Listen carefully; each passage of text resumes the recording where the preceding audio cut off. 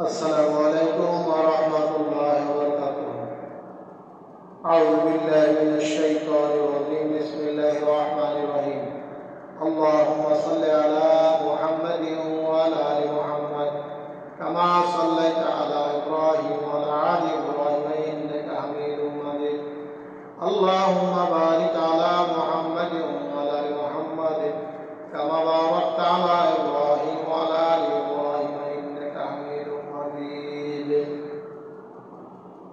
যদি কোনো ব্যক্তি কবিরা গুনাহ থেকে নিজেকে বাঁচিয়ে রাখতে পারে, আল্লাহ রাব্বুল আলামিনের ঘোষণা, তার সগীরা গুনাহ আল্লাহ তাআলা মাফ করে দিবেন।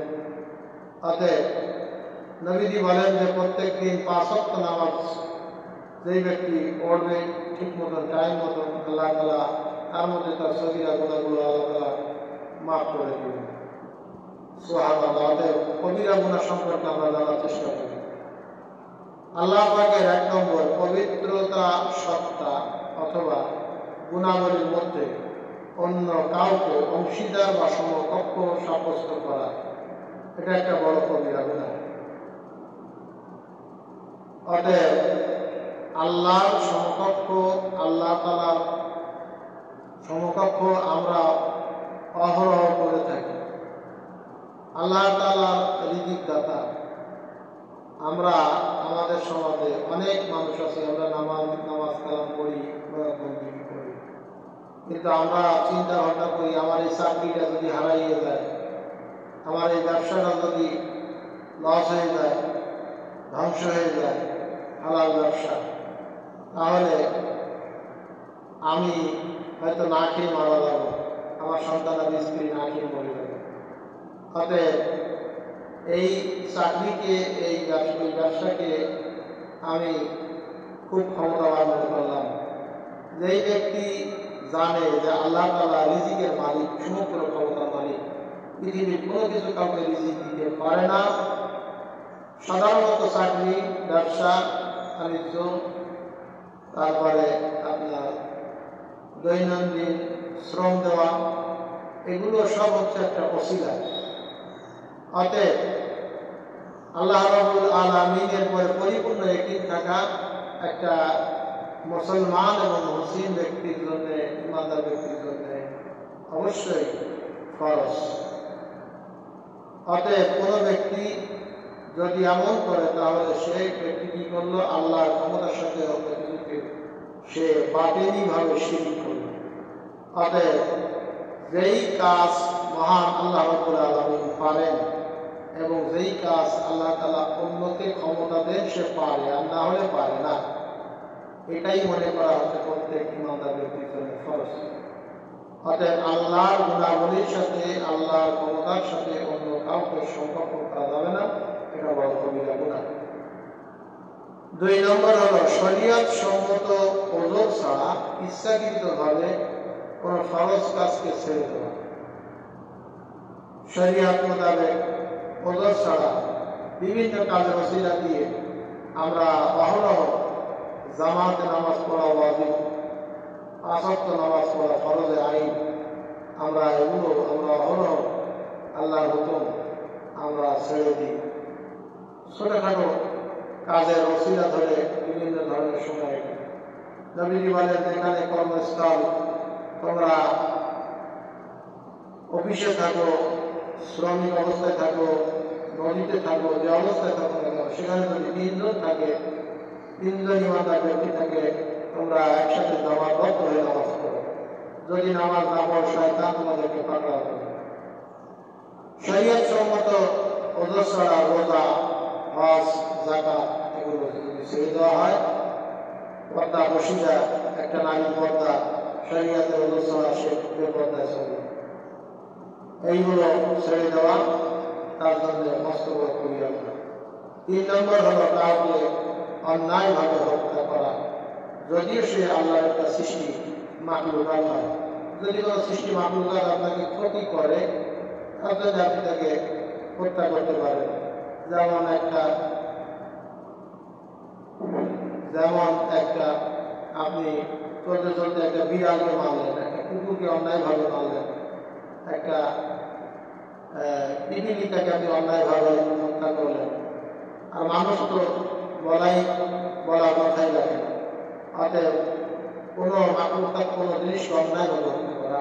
4 নম্বরে ব্যভিচার করা কবিরা গুনাহ, 5 নম্বরে চুরি করা কবিরা গুনাহ, 6 নম্বরে মদ পান করা কবিরা গুনাহ, 7 নম্বর মা বাবার খেদমত না করা কবিরা গুনাহ, 8 নম্বর মিথ্যা বচন করা কবিরা গুনাহ, 9 নম্বর মিথ্যা সাক্ষী দান করা কবিরা গুনাহ, 10 নম্বর জাদু করা কবিরা গুনাহ, 11 নম্বর সুদ খাওয়া, 12 নম্বর ঘুষ খাওয়া, 13 নম্বর অবৈধভাবে জীবের মাল আত্মসাৎ করা, 14 নম্বর অবৈধভাবে অন্যের সম্পদ ছিনিয়ে নেওয়া ইত্যাদি দিকভাবে ব্যবসায়িক দিক হোক, চাকরি দিক হোক কিংবা শ্রমিকদের হোক, যেভাবে হোক সম্পদ মানুষের ছিনিয়ে নেওয়া আত্মসাৎ করা কবিরা গুনাহ।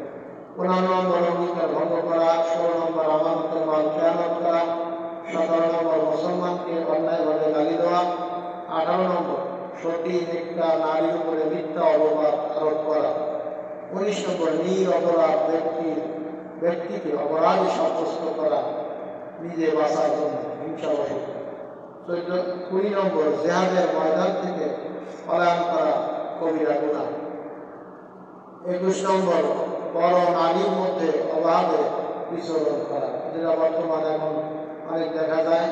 একজন যাদের পরক্রিয়া প্রেম সংসার ধ্বংস হয়ে যায়।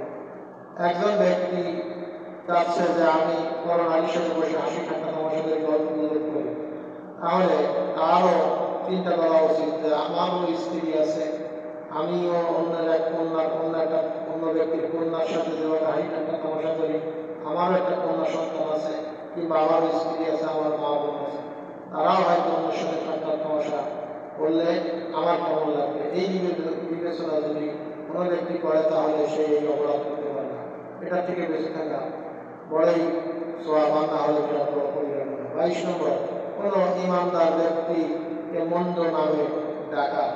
পবিত্র কোরআন কারিমে সূরা হুজরাতের মধ্যে এসেছে, কোনো ব্যক্তি যদি ঈমান আনার পরে তাকে অন্য নামে তাকে ডাকলো, যে নামের অর্থ ব্যতিক্রম, তার যে একটা নাম রাখা হয়েছে সুন্দর আকিকা দিয়ে, সেই নামেই তাকে ডাকা।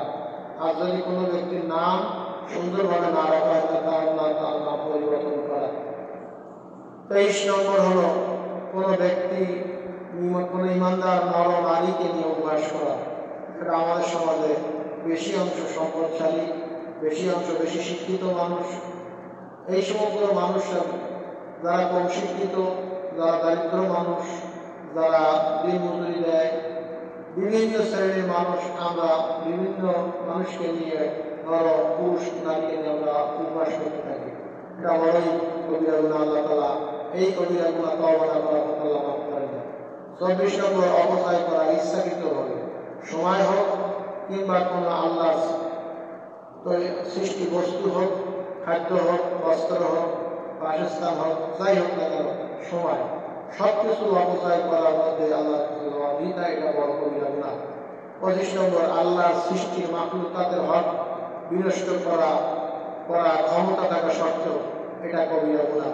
সে হোক আত্মীয়, অনাত্মীয়, নিকটতম প্রতিবেশী, দূর প্রতিবেশী, মা বাপ, মানুষের মাখলুকাতের হক ক্ষমতা অনুযায়ী আদায় করা। যেমন আমি মাছ খাচ্ছি, আমার মাছের এই কাঁটাটা এটা বিড়ালের জন্য হক, আমি কিছু গোস্ত খাচ্ছি, গোস্ত হাড়গুলো কুকুরের হক, এই সর্বদিকের হক চিন্তা করা, ইচ্ছাকৃতভাবে হক বিনষ্ট করা হচ্ছে কবিরা গুনাহ। আল্লাহ রাব্বুল আলামিন আমাদেরকে হেফাজত করুন এবং সকল কবিরা গুনাহ থেকে হেফাজত করে, এবং এই যে 25টি কবিরা গুনাহর কথা আমি উল্লেখ করলাম, ওলামা একরামগণ বলেছেন যে বিশদ ব্যাখ্যা যদি করা হয় তাহলে অনেকগুলো কিতাব লেখা সম্ভব, আর কিতাব লেখাও সম্ভব না।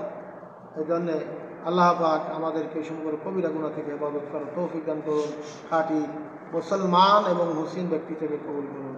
আসসালামু আলাইকুম ওয়া রাহমাতুল্লাহি ওয়া বারাকাতুহু।